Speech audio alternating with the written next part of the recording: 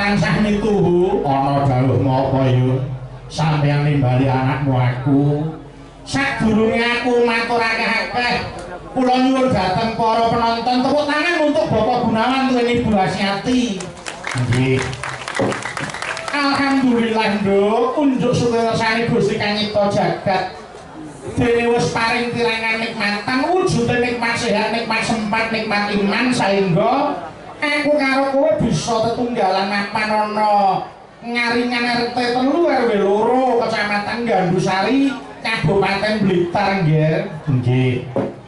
Iki Bapak Gunawan kagungan kersa apa to, Mak? Panjenengane kagungan kersa kena tak arani nyewu ngiras ngijing badha ngiras rasulan.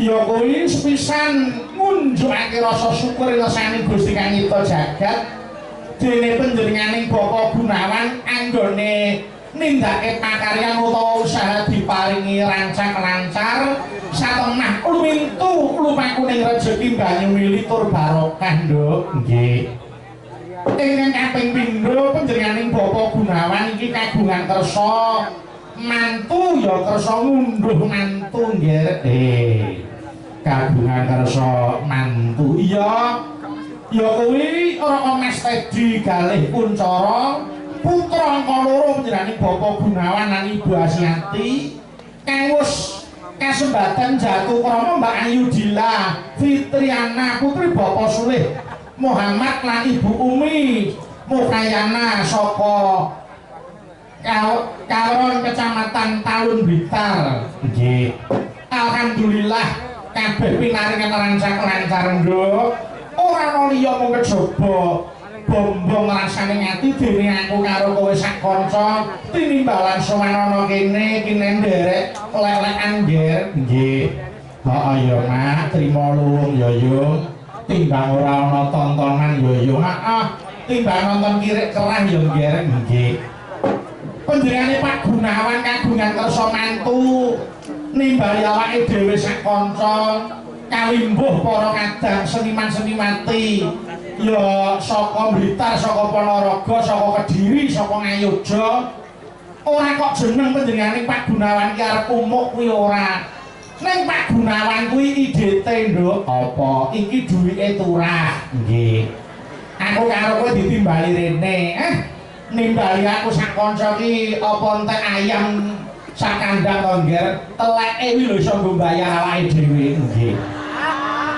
iku sak teleke nggih panjenengan iki usahane warna-warna nduk ya kuwi ternak ayam horeng lan uga lele tur dasare panjenengan iki ya petani padi ngger oh ngono heeh syukur ya yo ya nyawan Pak Gunawan aja disawang saiki nek sawangan nalika jaman rekasane biyen tenang kok nduk nalika perjuangane panjenenganing Bapak Gunawan ku mesti aku percaya direwangi tiba nanging nggone usaha mong kepiye bisane kanggo urip ning nyatane teteken-tekun tetekan sing dadi sediane panjenenganing Bapak Gunawan ngono heeh Pak Gunawan kuwi nadyan gawe ana Blitar awake dhewe ning Solo saben-saben aku nyanyi nglimbuk panjenenganing Bapak Gunawan iki mesti mirsani lumantar YouTube oh ngono heeh nang durung lega atine yang durung nimbali awake dhewe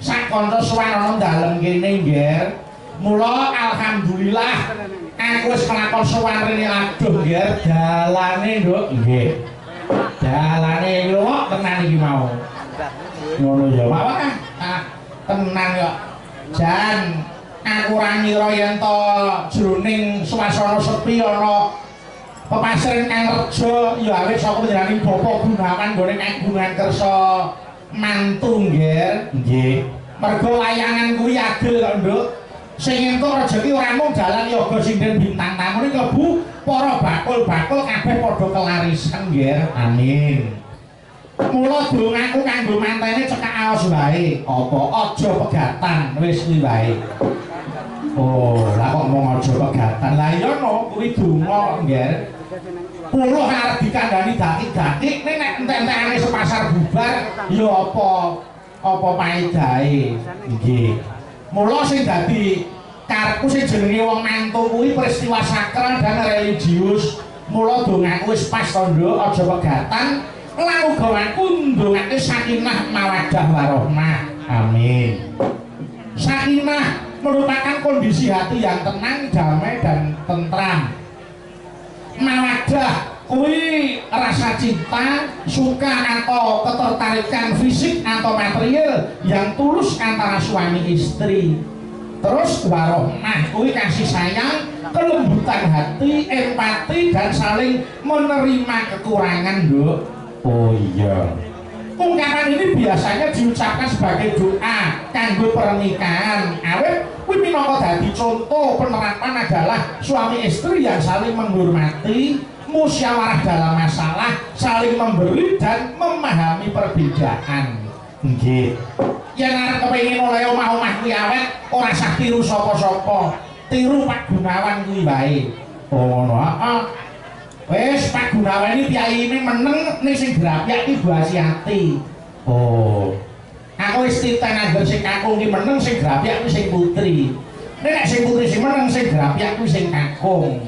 Nggih. Nanging menjenenganing Bapak Gunawan Ibu Asyati kuwi saling mengisi. Ya, kuwi kena kanggo contoh Mas Galih karo Mbak Dilan, Ger. Nggih yo, heeh. Lho, rumangsa bombong awake dhewe sowan rene. Iki kersane keng Hamengku Gati ing tinimbalan ora mung ngaku kowe sak kanca saka Solo. Ning uga iki klebu nimbali para kadang bintang tamu. Oh, bintang tamu ya. Ya kuwi Mas Klitik lan Mas Kluthuk yen ora kleru. Mula diaturi pinarak ana pepanggungan. Ayo padha alam-alaman sawetara. Monggo tak jerekke dipethuk. Aja dipleroki. Monggo tak jerekke sapa. Ayo.